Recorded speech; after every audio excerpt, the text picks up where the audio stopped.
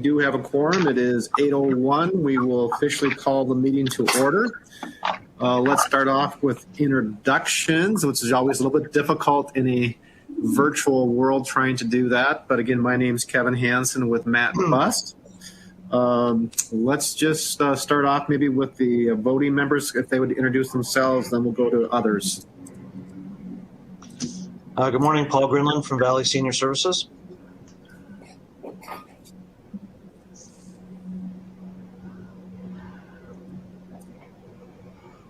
Jackie Maas from Concordia College.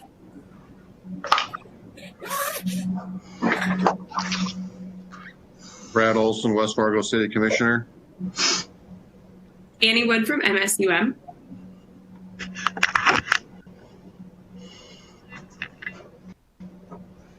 Rick Stevens, NDSU. Brian Eric from Valley Senior Services.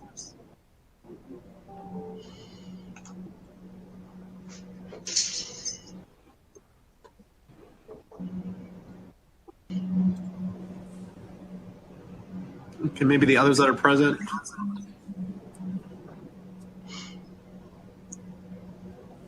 Lori Van Beek, Moorhead Transit.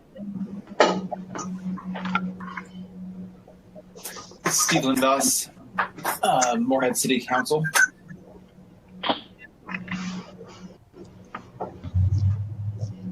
Michael Maddox, MetroCog. Oh, there we go. Thanks, Mike.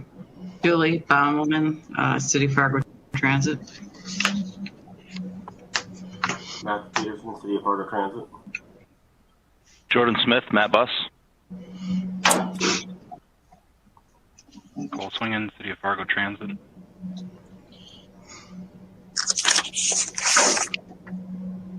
Anybody else? I'm Taryn Hake with Matt Bust for the City of Moorhead. Lisa Bodie, City of Moorhead. All right, let's begin. The first item on our action item is our February 3rd, 2021 meeting minutes. Hopefully you've had a chance to review those minutes. And if so, we'd entertain a motion to approve those minutes at this time. I did have one question on the minutes. Okay. It lists Tony Grinberg from City of Fargo as on there, and I think he's no longer on the commission. Am I correct? You're right, Brad. Yep. So that would have to be changed. Whoever the representative is from Fargo on this board. Okay, we'll make that adjustment. Okay. Any other adjustments, or do we need a motion to approve the minutes with that adjustment? I'll make the motion to approve with that amendment. Okay, we have a motion by Steve. Second by Brian. Second by Brian. Any other discussion? Hearing none, all those in favor of the motion signify by saying aye. Aye. Aye. Aye. Opposed? Motion is carried. Next item is item 2B, which is the preliminary budget discussion, Julie and Lori. And we have, I think, starting off with the capital improvement plans. And there are some attachments in your packet for that. Yes. Thank you, Mr. Chairman. This is Julie. I'll go ahead and start. What you see attached, and I'm sorry it's in such small print. I should have split it into 2 pages, but it's a listing for the 2022 to 2026 capital improvement plan for Fargo.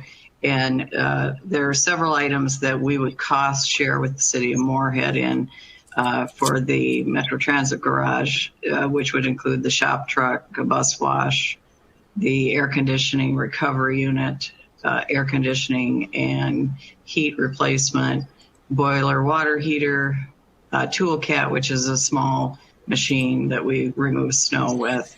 And that would be some of the cost sharing. Mobility management also falls into that. That's a grant that we get, and it's a 80% federal match to a 20% local share, which Fargo and Moorhead split. And then there are some bus purchases. Don't let the number scare you. The local share that would be the total is the 1.2 million. I do not expect to get that much by any means. It's usually what's available through grants, and that would limit us on what we would be able to request. So we would prioritize out of those what units and what conditions need to be addressed first. So that is really a quick summary for the board. Happy to answer any questions. Any questions for Julie?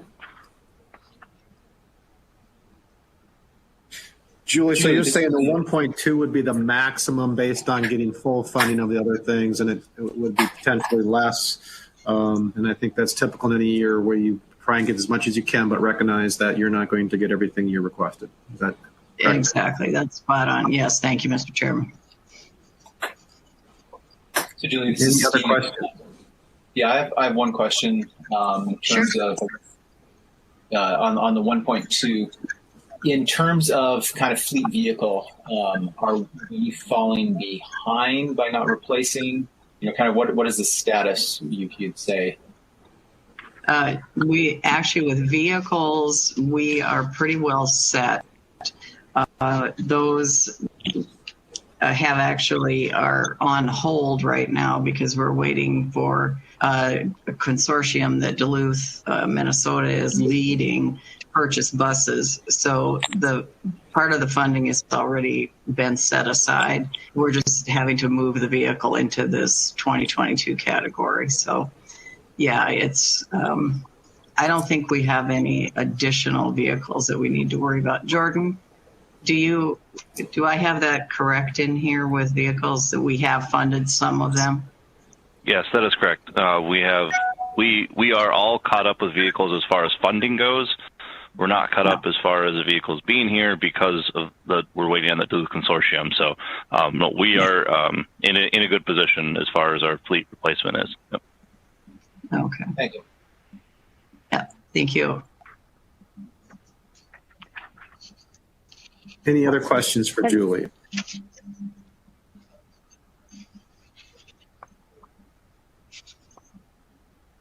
If not, Julie, I believe there's a recommended motion on the bottom of your attachment. Yes, there is. To provide the capital improvement plan to the budget team as we move forward this spring and recommend the 2022 projects for consideration in the budget.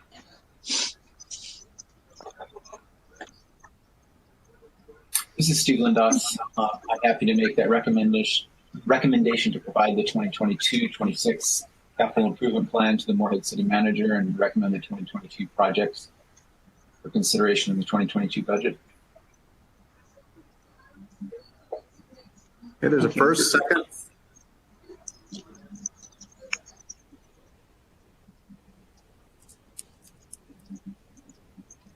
Second. I'll do a second. Okay, we have a first and a second. Any other discussion? Hearing none, all those in favor of the motion, signify by saying aye. Aye. Aye. Aye. Opposed? Motion's carried. Lori? Thank you.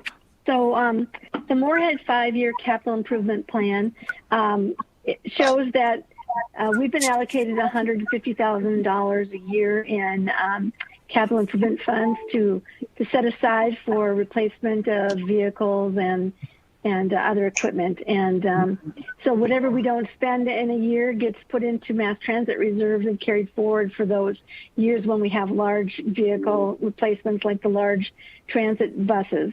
So in the 2022-2026 capital improvement plan, almost all of these projects are replacement projects. The only exceptions to that are in anticipation of the transit development plan being completed and making recommendations for 2022. We did put in there a tap ride vehicle in 2022 in case we needed to have those funds set aside for expansion of Tap Ride into a section of Moorhead. All of the facility improvements that Julie mentioned, we have already set aside funds for facility improvements, and we're pulling from those funds as we go forward each year as needs occur.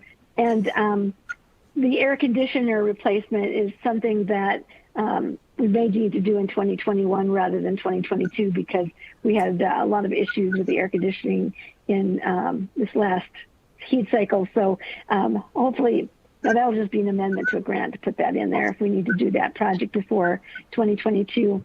The other expansion equipment that we have in here was projected for the year 2026.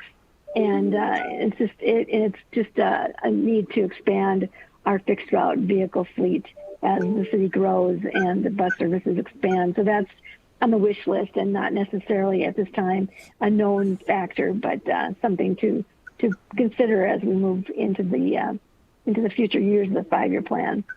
So the city of Moorhead's local share match is 15% for some vehicles, 20% for most of the equipment, and there's a little state grant funding in there for one of the vehicles as well. But it does fit within our capital improvement allocation that we have each year. Be happy to answer any questions you might have. Questions for Lori?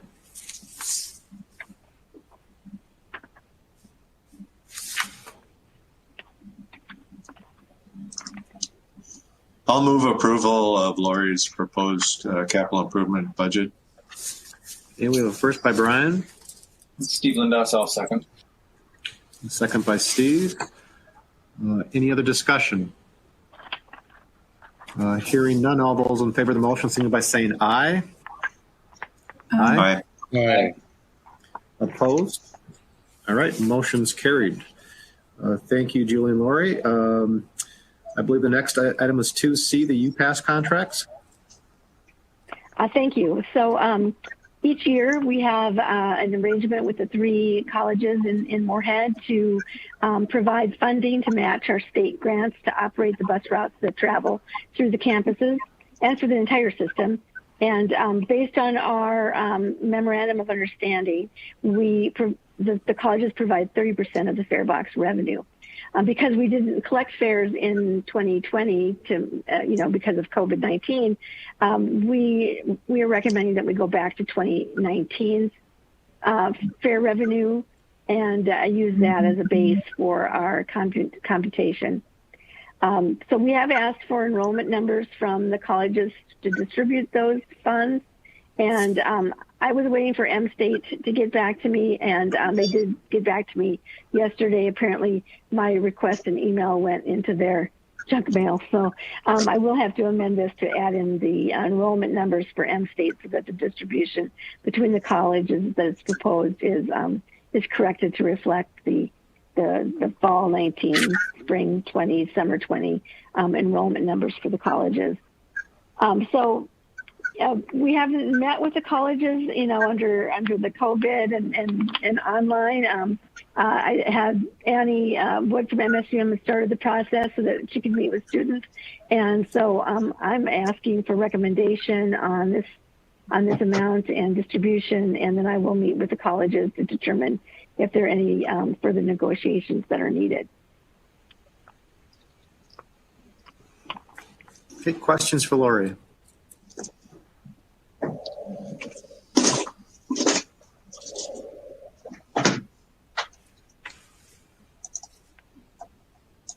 So Laura, you're looking for a motion to the recommendations you have on your attachment for your discussions with the university? Perfect. Yes, thank you.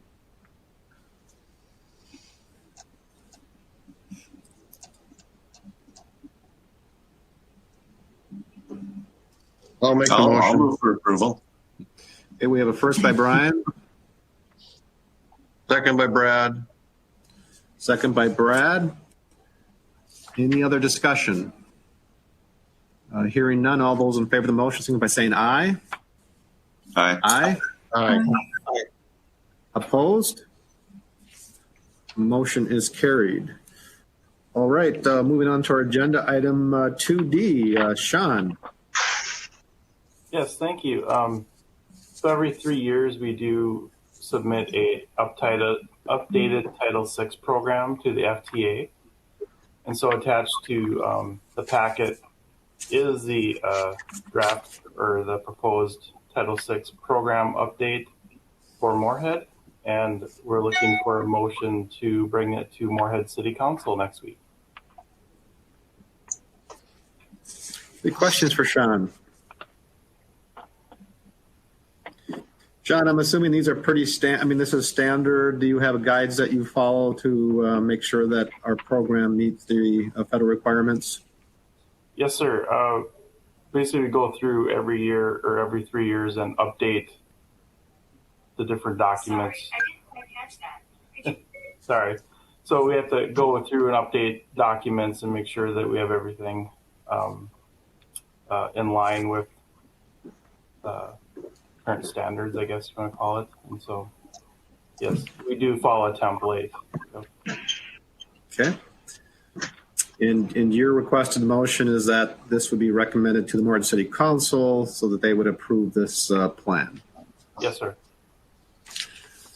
All right. Any questions for Sean? Otherwise, we'll entertain a motion for his recommendation.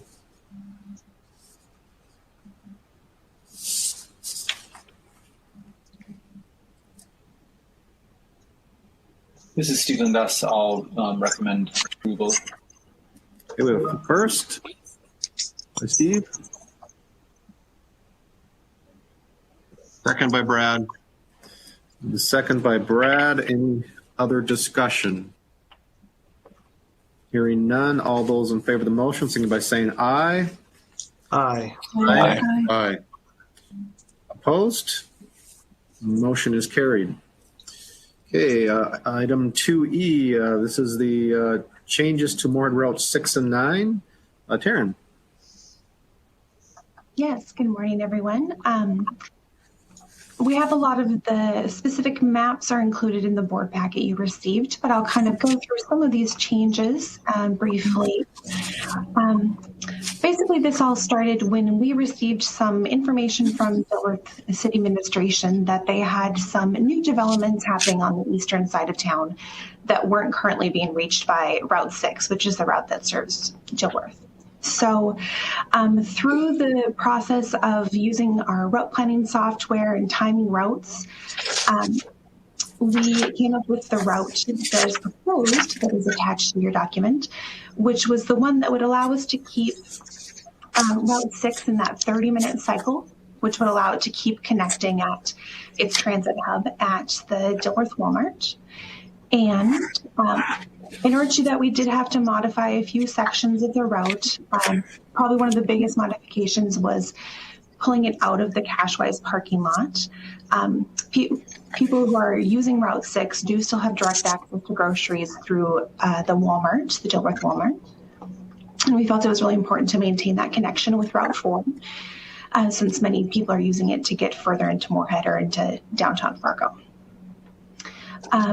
And Route 9 is being included in these changes because Route 6 and 9 are interlined, which means one route, one bus will travel each route alternating. So their fates are kind of intertwined. So we thought this was a good time to address another request that we had had on Route 9, which was to serve the Vista Center for Education a little bit more safely. That is currently south on 34th Street, and the current route was excuse me. The closest bus stop is across 34th Street, and it's quite a busy road with quite a few lanes of traffic at that point. So people who are contacting us from Vista were, concerned for the safety of their riders who were trying to use the service. So in order to achieve that, we did just kind of reverse the loop down there that goes past Sanford and on 34th Street so that the bus could reach Vista on the west side of the street, making it a little bit easier for people to reach a bus stop. We will also have service on demand on request, which would mean that The current bus stop has to be quite a bit away from the building, just the way that the parking lot is set up and where the building is situated. So we will have the opportunity for people who want the bus to come right up to the door. They will be able to call dispatch and make the request that the bus drive through on its next pass through the route. And people who are already on the bus can just let the driver know that they want to get let off in the parking lot. Otherwise, the timings for both of the routes are staying similar. These are cost neutral changes as well. So there isn't going to be any budgetary differences for either the city of Dilworth or the city of Moorhead. We will also just be shortening slightly the loop that goes past the former Sam's Club down right next to Menards, and just scooching a little bit further east so that we can still serve that loop, but just don't need to go all the way out to the field where there isn't ridership needed. And we can still access that new career academy that's going in through Moorhead Public Schools. I did forget to mention too, Route 6 will be reversed. And that's mostly due to some structural changes that were made to the intersection on 34th Street and Highway 10 that prevented us from making the turns that we were trying to make onto the frontage road by CVS. So if we reverse it, we're able to hit CVS on the return trip back to the Dilworth Walmart and be a little bit more efficient with the path of the route. As part of this process, since it was a significant amount of both of the routes being changed, we did have to set up public hearings. And we had the one with Dilworth on the 8th, and they gave their recommendation for the changes to be adopted by the city of Moorhead. And we haven't received any comments so far from public on either for or against. So right now, the next action is that the second public hearing will be at the Moorhead City Council on March 22nd and will allow another public comment period for City of Moorhead citizens. So basically for the board, we're just looking for a motion to recommend these described route changes to Moorhead City Council. Okay, questions for Tarm? This is Steve Lindas. This isn't really a question, it's more of a comment, but I note Route 9 will actually serve the new location for the Clay County offices that have moved over to that corner of, not sure, 11th Avenue, I think, and or that 11th? And, 12th Avenue, I think. Yeah, 12th. It's 12th and 34th. Yeah, that's right. Yeah. I should know that. Yeah, it's just east of that Cashway's gas station. So yeah, we were happy to see they're moving someplace we already had an existing route. I thought that you guys planned that, so that was really good. No, it was good luck though. I do want to make one note though, if I could. This is Lori. So Cashwise Foods has notified us that we will have to remove our bus route from their parking lot and move the bus stop to 34th Street. We've been having some negotiations and discussions with them, hoping to be able to keep some of our bus routes driving through the Cashwise parking lot, but they still haven't answered us on Route 3, whether we'll be able to keep that one running through there. But the routes 4, 6, and 9 are going to have to be removed from the Cashwise parking lot. So I just wanted you to be aware that May 1st route change that we're recommending will include not pulling through the Cashwise parking lot for Route 9 as well as Route 6.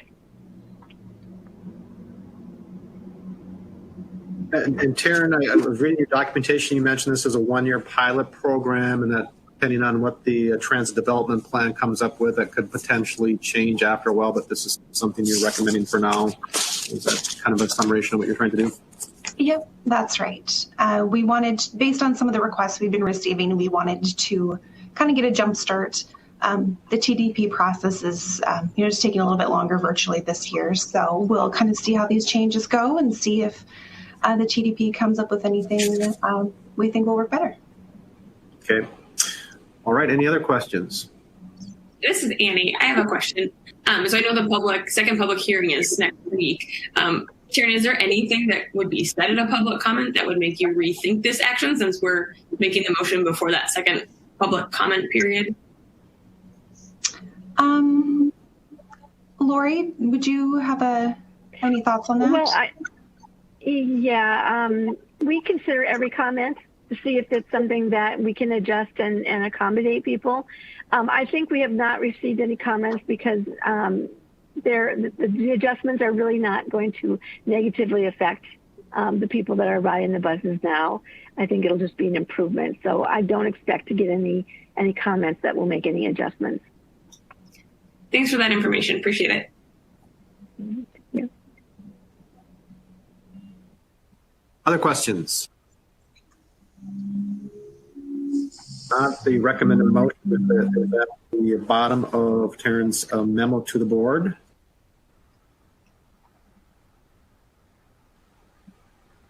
This is Annie. I'll move for approval.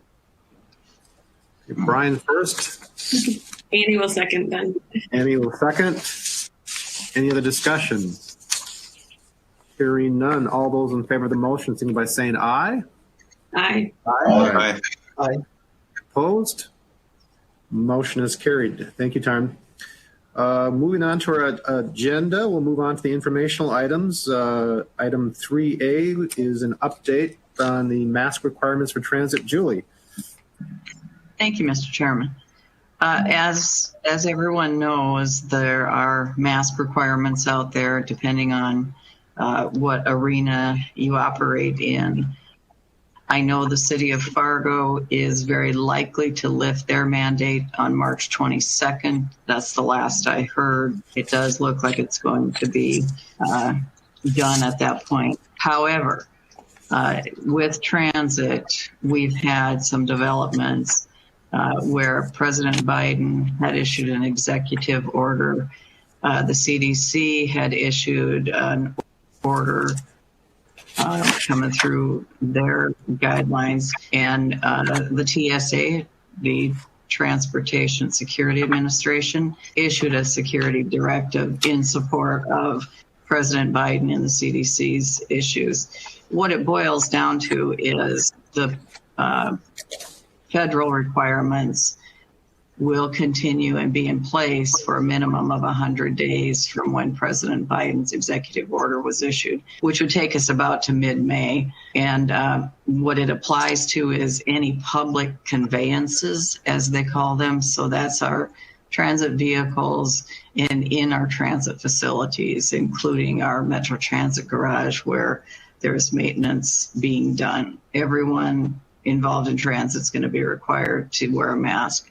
That includes riders as well.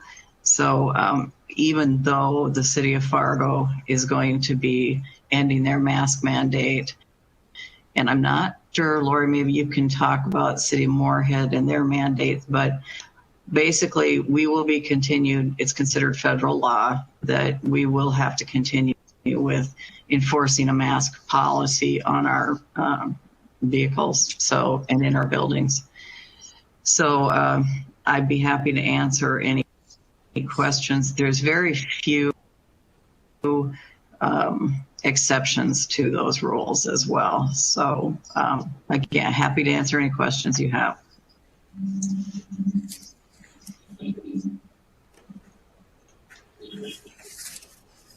Julie, does the buses have any type of notices that can be out there that, kind of to your point, hey, this is a federal requirement, it's not a city requirement, because there could be some confusion, I'm assuming, from the public saying I thought this was expired. So is there some signage or some information that's provided to our drivers so they have some language to utilize for the individuals that have questions or thoughts on that?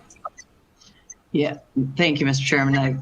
Very good question. Yes, we have notices up on the buses. We have a continual loop playing that will, talks about the mask mandates and what is required on the buses. And we have social media posts that Karen and Cole have done. So there is quite a few notices out there in advance of 100 days, if you will, and any expirations that come through the cities. So yes, good notices.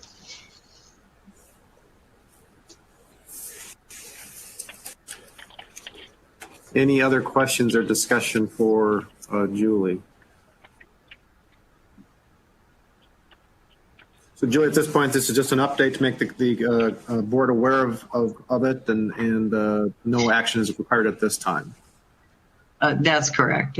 We just wanted to make the board aware in the event you have citizens contacting you. This at least gives you an idea of why we're doing it and that we're required to do it. We have, of course, some people that don't like the masks, and I think, frankly, we're all getting a little tired of the masks. But it's in the event that there's a lot of questions coming through. Okay. Thank you for the update, Julie.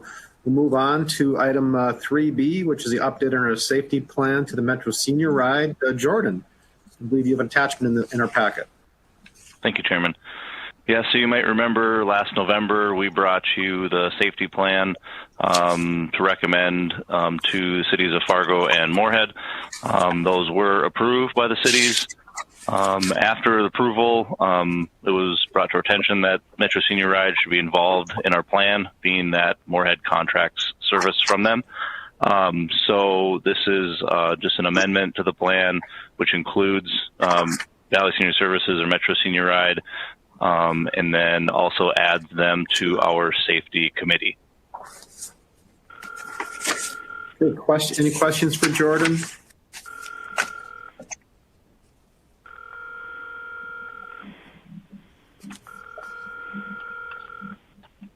Okay, hearing none, we will move on. Thank you for that. Thank you. We'll move on to item 3C, the operations report. Matthew and Lori.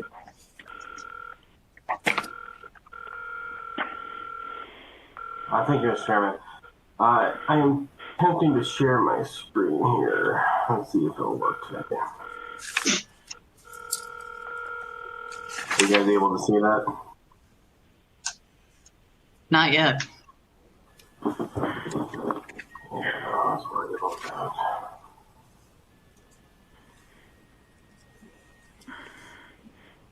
Jordan, do you happen to have it on your computer? I think it's a software issue with this.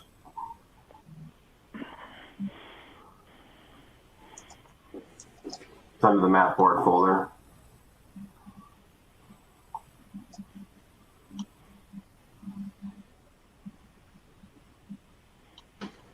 I'm going there. Hold on. Okay, thanks. Sorry, guys.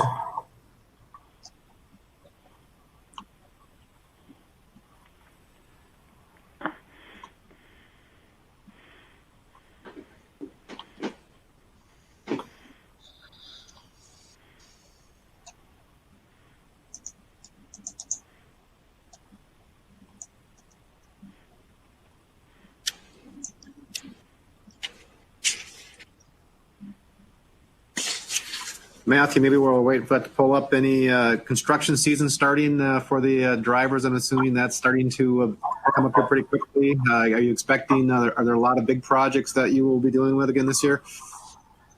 Yeah, I haven't seen a recent map. It should be coming out here anytime, but we have a few different things. I know there's a couple projects that are going to start occurring up on NDSU campus here shortly, which will lead to the end of the academic year up there. And I believe there's a couple projects down south.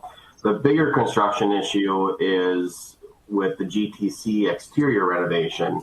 That's going to prove to be challenging at times. That will be starting this spring. Julie, correct me if I'm wrong, but we will be going out for bid on that here within the next couple of weeks with KLJ. And there'll be basically last year we did the interior. This year we'll be doing the exterior, which will include pedestrian walkway improvements, canopy improvements, resurfacing the roof, and a couple of lot improvements. So there will be some times where our buses aren't able to access the GTC. Yeah, you are correct. We'll be getting that project bid out. I'm sorry, go ahead. Excuse me. Brad from West Fargo. It doesn't exactly affect the route, but it could come in close to the route. Cheyenne Street from Main Avenue South to just about 7th Avenue West by the Cass County Housing Authority high rises will start construction next week. So the intersection will not be reconstructed this year, so that shouldn't be a problem. But there could be some equipment being delivered and things like that. There'll be trucks coming in and out of there, so just something to be aware of. All right. Well, good to know. Thank you. Yeah, every construction season always brings its unique challenges, if you will.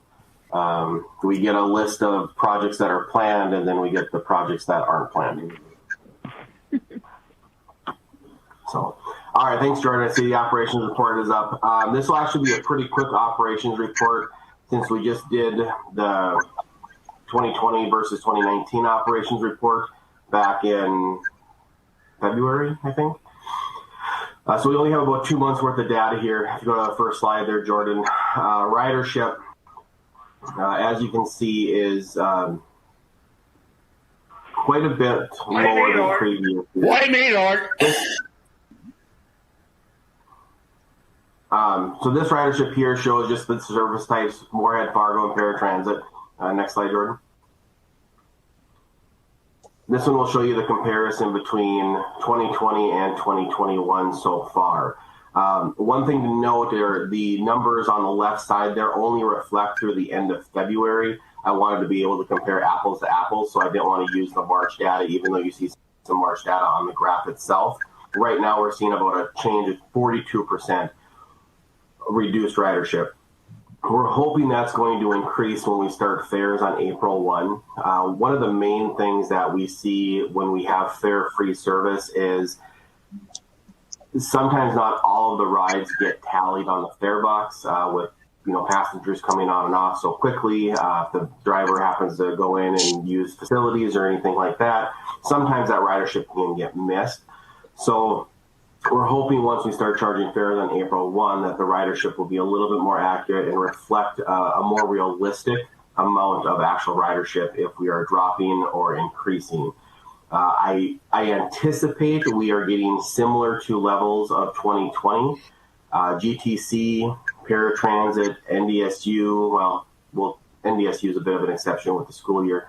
However, the GTC fixed routes and the paratransit service, we're seeing a lot more pedestrian traffic throughout the facilities and the vehicles. And so, again, once we're able to tally those and we have a little bit more accurate numbers, we're hoping to see that level off a little bit, so not such quite a drop. Next slide.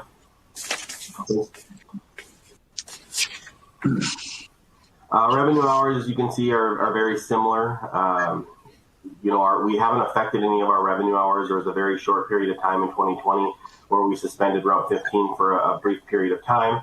However, January, February compared to 2020, we did not have any of that reduction in service, so the revenue hours are there. Our paratransit has been increasing and is almost back up to our normal revenue operating hours.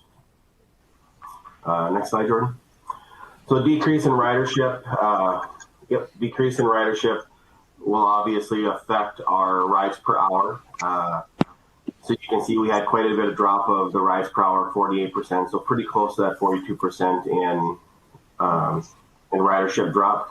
So those numbers do make sense there. And then moving into the paratransit one, with paratransit being persons with disabilities, people who qualify for that service, even though paratransit is a shared ride service throughout the COVID-19 pandemic, we have really limited the amount of people on board a vehicle and attempted to do more of those taxi service type trips, if you will. So again, no surprise here seeing that small decrease in rides per hour. Moving into social media, the only real social media we've done since we haven't had many events going on, again in 2020 due to COVID, seems to be the recurring theme here. We haven't really pushed out a lot of marketing campaigns or done any real large advertising, as we weren't encouraging people to hop on board the bus and get them overcrowded. now, as we're hoping that COVID here is starting to dwindle down a little bit and become a little bit more manageable, I won't say go away, but becomes more manageable, we're hoping to see that some of those events are returning. For example, this Saturday we have a St. Patrick's Day event coming up, the parade downtown, so we will have a vehicle out there. So we'll do some social media boosts for those, and then as other events arise throughout the year, hopefully those social media numbers will come up and we'll start getting our branding out there a little bit for people. Moving into feedback. So since January, again, this is what we're seeing so far for feedback with our new general manager who took over here. Boy, I don't even remember. It's been 3 months now, maybe 4 months, something like that, November. Ed has really been fantastic. The entire First Transit group has been fantastic about getting into our feedback, taking a look at any complaints that have come through. So as you can see on here, we've had about 8 substantiated employee behavior complaints, 5 substantiated unsafe driving, 7 policy issues. Those mostly are related to masks, of course. And then our on-time performance being ahead and behind schedule, Ed has really taken a running start to our on-time performance, and we've seen our on-time performance numbers increase quite a bit. So overall, over the past 2 months, these types of complaints that are coming in and feedback, nothing overly concerning here. Moving into incidents, similar scenario.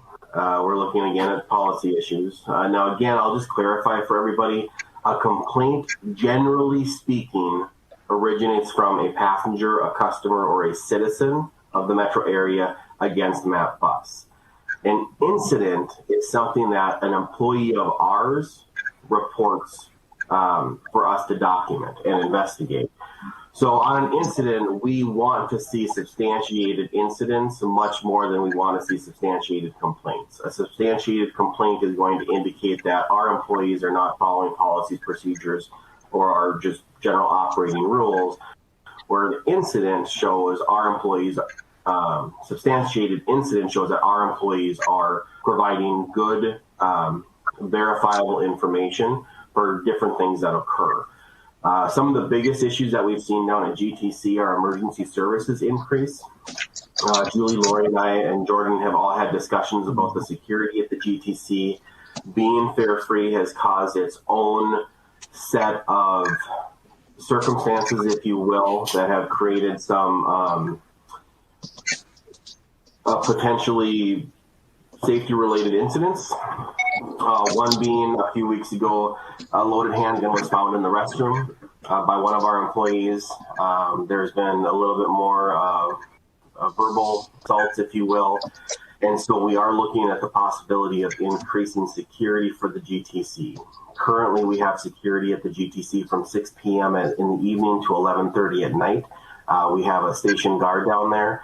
We're looking at possibly increasing that for a station guard at 2 p.m. in the afternoon to 11:30, and then having the guards come by at least 4 times per day, which is a substantial increase. However, with the large amount of emergency services requests, that includes PD, ambulance, fire, we feel it's not only justified, but it's needed in order to keep our passengers and our employees safe. Moving on, Jordan. And I'll stop here at the end if anyone has any questions. I just figured I'd give you a real quick brief overview of everything. These are more of the generalized items that come into our feedback. So a couple of complaints that we've received. We always love receiving complaints about our employees who go above and beyond the call of service to help our passengers. And then the bus stop requests. We have a mechanism in place for people to request a change to a bus stop, either to have one removed, to have one added. And during our current transit development process that we're in right now, we'll see a kind of a large increase of these bus stop requests or route requests. And those are, like I said, just everything from adding a stop, removing a stop, or even possibly moving it to a location that's a little bit more accessible for someone who may be using a mobility device. Overall, knock on wood, 2021 winter has been better than previous years, so we haven't had a lot of missed trips due to weather. The majority of the missed trips in Moorhead have been due to driver error. That is typical whenever we have new drivers on route. There are 25 routes that we have. There's a lot of turns. And again, Ed has really been focusing on, him and his team have really been focusing on ensuring that the drivers know their routes before they go out there, and that they're completing the routes within the time allotted for them. And as always, our maintenance staff, we have very few mechanical issues. The collisions is this one was one that made me very happy to see. I almost should have put 2019 on there, and I might do that. 2019 was a really difficult year for us for collisions. We had just an outrageous number of preventable collisions. This year, as you can see, we're down 4 preventable collisions, so that looks really good. Non-preventable is down. Non-preventable, of course, being anything that isn't related to our driver's actions, such as someone rear-ending us or hitting our vehicle when it's parked, something along those lines. And then insignificant being that of something where, we might tap a bus stop sign pulling out from a bus stop, so it just scratches the back of the mirror. We might rub the bumper on a stanchion or, something along those lines. Something that's not actually causing damage to a vehicle, but that can, easily be corrected or buffed out. Generally related to like flares, bumpers, tires, mirrors, that type of stuff. And that, I believe, does it for the feedback report. Any questions? Any questions for Matt? Matt, this is Annie from MSUM.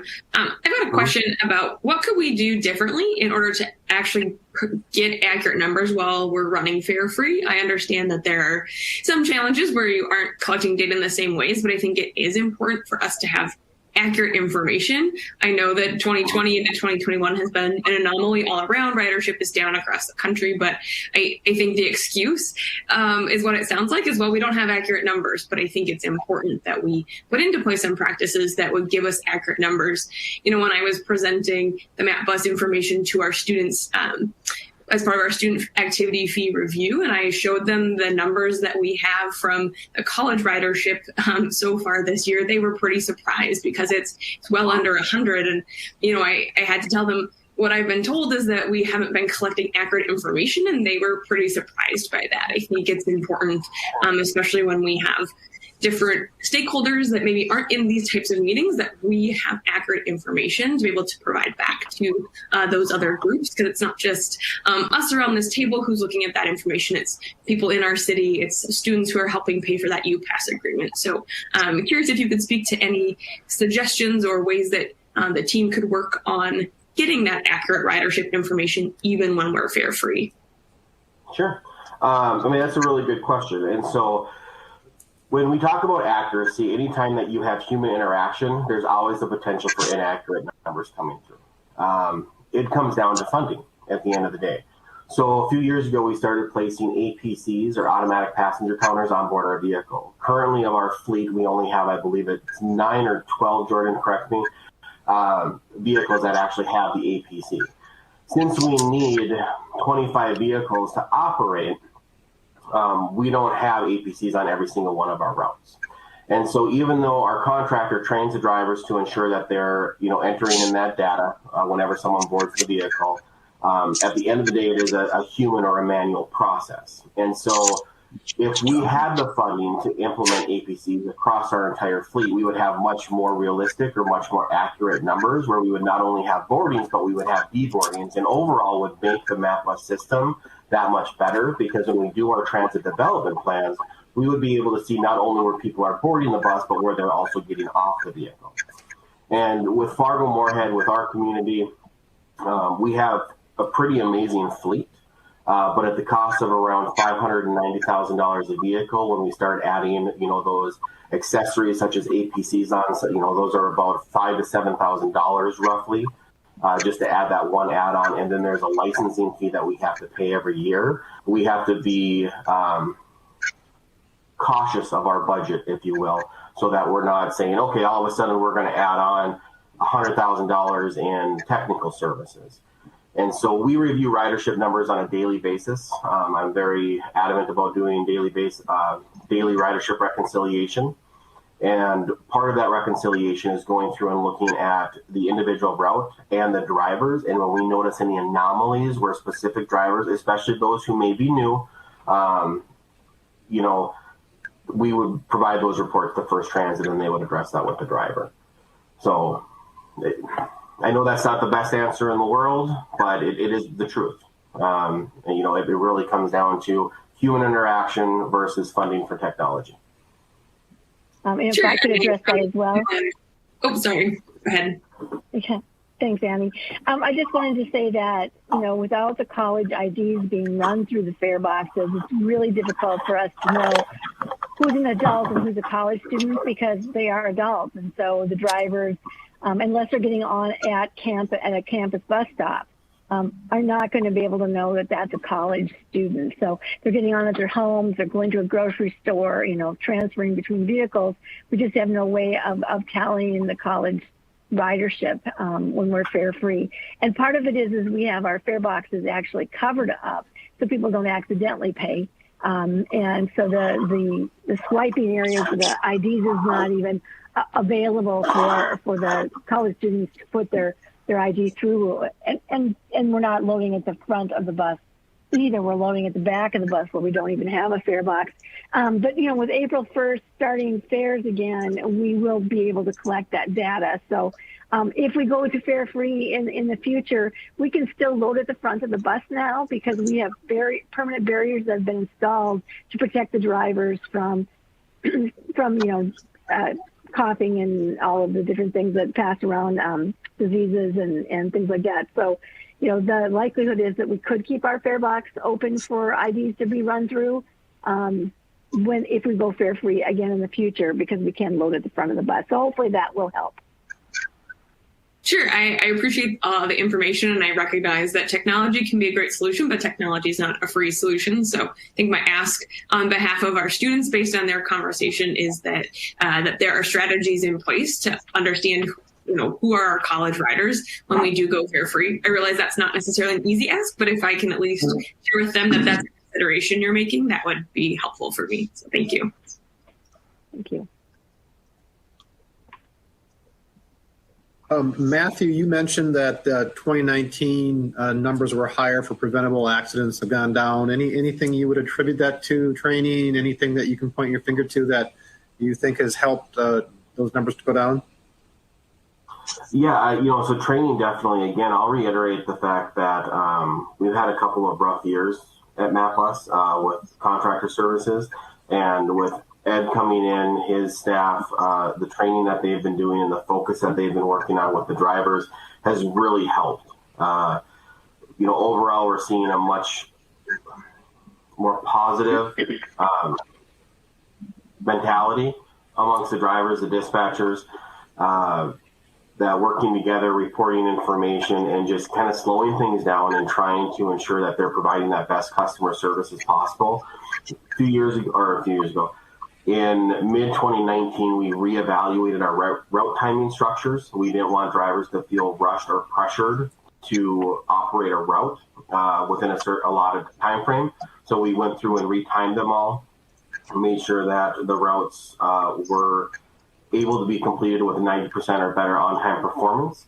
And then Ed and his team have kind of just reinforced that with the drivers, ensuring that they understand the time points. And I think all that's kind of helped because it's really allowed the drivers to focus more on providing a safe trip versus a trip that is solely based on on-time performance, which can cause little mistakes that can be very expensive. Okay, thank you. Are there any questions for Matt or Lori? All right, hearing none. I know that there are a couple articles that you have provided to the board. Matt, Lori, do you have any comments or just informational articles for us? Yeah, they're just informational articles that I thought they might be interested in reading if they had a chance. All right, any other business from any of the members?